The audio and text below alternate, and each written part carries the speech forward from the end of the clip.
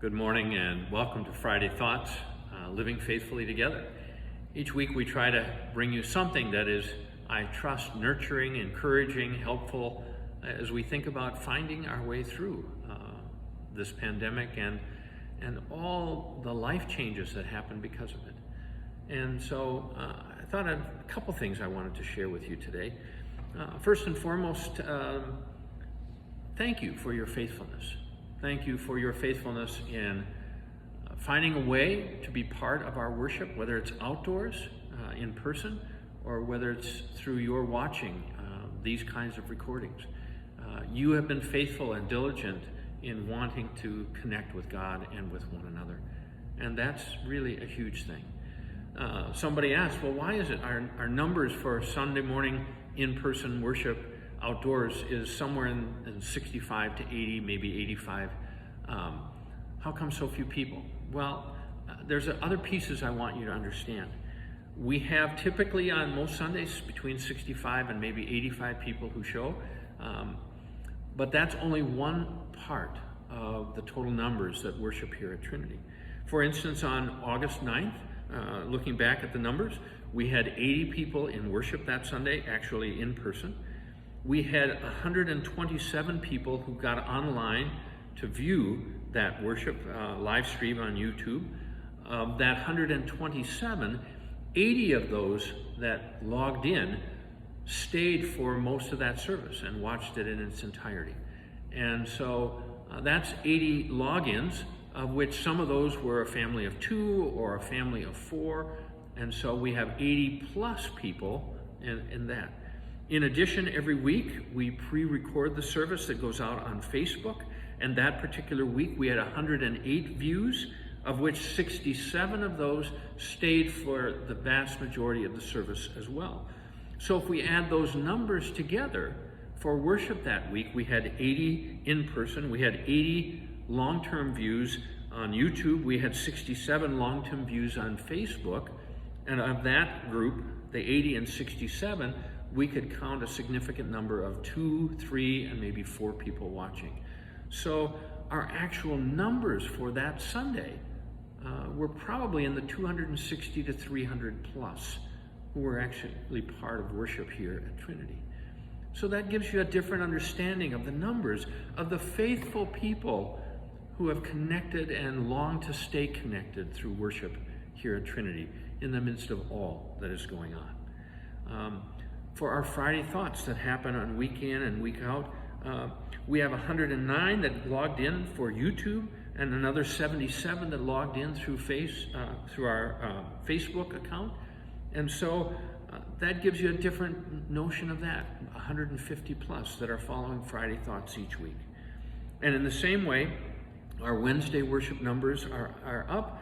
We have a drop in summer, but they've been viewed throughout that time faithfully on YouTube and Facebook. Somewhere close to 200 are the number of views, less than that stay for the whole time. But our Wednesday worships are really something in the neighborhood of, 7 to 10 minutes only. And people have been watching and following that as well. So there's a lot of faithfulness that's going on around all of this, and a lot of people that are reflecting a deep longing to stay connected to God and to stay connected to one another. And for that, we are incredibly thankful. Now, as I say all of that, what is also the reality that we're facing from day to day? I don't know about you, but are we all getting tired of this new reality? I don't even want to call it a new normal yet. Absolutely. This past week, I received a pastoral letter and reflection from our bishop, and it was simply entitled, How to Keep Going When We Feel Like Quitting. Well, she writes, and simply I share that with you, the Bible is full of stories of testing and discernment, stories of famine and natural disasters, personal setbacks, forced migrations, oppressive occupation by foreign empires. Those are threaded throughout the scriptures from Genesis all the way to Revelation. And so we offer daily our laments and our soft-spoken complaints about the toll of this pandemic.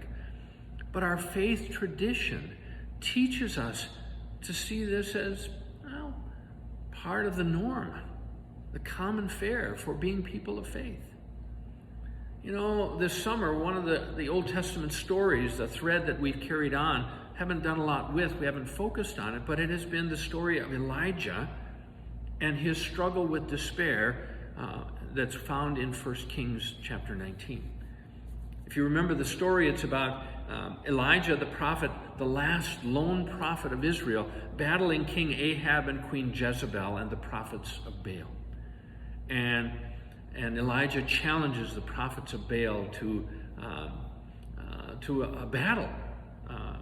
And if you remember the story, they set it up and they have offerings on the hillside. And he says for the prophets of Baal to go first. They create its offering and they pray and dance and cut themselves and do all kinds of things to try to get the god of Baal to come down and devour the sacrifice. He lets that go on for a long time, and when nothing really occurs, he then sets up his sacrifice and has them put firewood on the top and dump water and douse it, and then he prays and God sends a lightning bolt and it destroys not only the sacrifice but the altar as well. And it's a rout of all the prophets of Baal. They are killed. And following that huge success, Queen Jezebel and King Ahab want to put Elijah to death. So in fear, he flees for his life. It's a legitimate fear. But afterwards, he struggles with his own discouragement because he says, I alone am left and I'm just fed up, I'm done. So he goes off by himself in the wilderness. He spends a huge amount of time out there until God sends an angel to minister to him. And it's a marvelous story about ministry and how God works. And it's just a powerful piece. So finally, as he's under a broom tree waiting to die, an angel comes and says, wake up, eat and drink, for there's a long journey ahead. And he eats and he drinks and falls back asleep, and it comes a second time. And finally he gets up and goes up to the mountain of God, and he hides in a cave, and a storm comes. And God is not in the storm or in the lightning or in the rain or the thunder or the wind, but in a still small voice. I share that with you simply as a way of reminding us that our history has always been around struggle and heartache and turmoil. And this pandemic is nothing different. And we do get tired, and we feel like we're worn out. And some days we feel like quitting. And yet God has always been a God of providing sustenance and nourishment for the journey. And so I'm reminding you today here from this altar that God provides for us worship, and as part of worship, communion, nourishment, sustenance in the bread and in the wine, nourishment for our souls through the word that's proclaimed, through the songs that are sung. And we are invited week in and week out to find a way to reconnect with one another and with the God that we love, as God longs to be present with us and to support and sustain us for the long journey ahead. I can't promise you that this pandemic's going to be over anytime soon. Every indication says it's not. So there is a long journey ahead. But we are doing here at Trinity everything we possibly can to find ways to connect with you and to invite you to connect with one another, and to find ways to provide nourishment for the journey, sustenance that we need.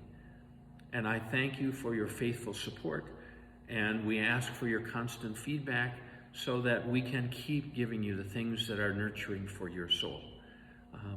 So stay in touch, connect with us as we long to connect with you. And we hope that along the way it is sufficient, and you will feel nurtured and fed, and we will find a way to get through this together. Remember, we're praying for you, we're there for you and with you in whatever ways we can, and we give thanks for the privilege and the honor of sharing a journey of faith together. God bless. Take care.